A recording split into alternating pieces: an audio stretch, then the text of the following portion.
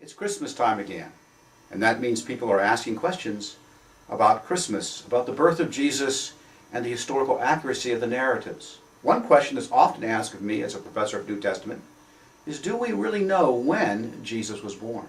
Some people say he was born as early as 6 or 7 BC. Others assume he was born in 1 AD because, after all, that's why we call it AD, the year of our Lord. Actually, we know when Jesus was born. He was born a few months before the death of Herod the Great, and that would have been in the winter of 5-4 BC. We know that because we know when Herod died, and we're able with modern astronomy to date the death of Herod very closely. But the reason why our system is off by 4 years has nothing to do with an uncertainty about when the events of the birth of Jesus took place. It's just that the monk who was computing the system we now use made a mistake when he tried to coordinate the year of the Caesar with the year of the death of Herod. He was off by 4 years, and therefore the birth of Jesus was off by 4 years. When was Jesus born?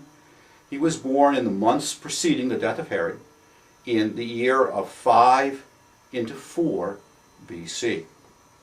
We know that because an ancient historian, Josephus, mentions just before the death of Herod an eclipse, and modern astronomy can date that eclipse. And we know from the Matthew narrative that Jesus was born during the reign of Herod, not long before his death, and that after a short trip as an infant to Egypt and back, he returned weeks after the death of Herod, which was in late March of 4 BC. So the date of the birth of Jesus is as close as we can get, given the fact that the Gospels do not give us a calendar day in their narrative, just a general place in current history. And when we look into Luke's Gospel, we discover that Luke also places the birth of Jesus in the waning period of the reign of Herod the Great. So we have a consensus as to the time. And there's another confirmation that's quite interesting.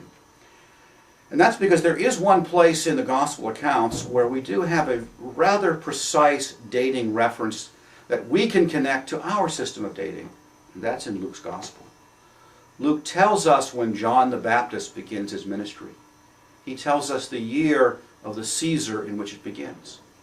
And so we can calculate both backwards to his birth and forwards to his death and resurrection. And working with the information in Luke's Gospel, we discover that Jesus should have died in the year 30 AD, given the information in Luke's Gospel, and should have risen from the dead at Passover time, 30 AD.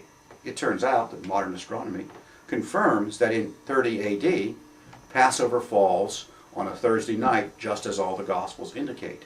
And so the information in the Gospel of Luke confirms the date of the death and resurrection of Jesus, and then by counting backwards, because Luke tells us that Jesus was about 30 at the time he began his ministry, when we count backwards from the date that's given, we also find ourselves in the range of 5-4 BC.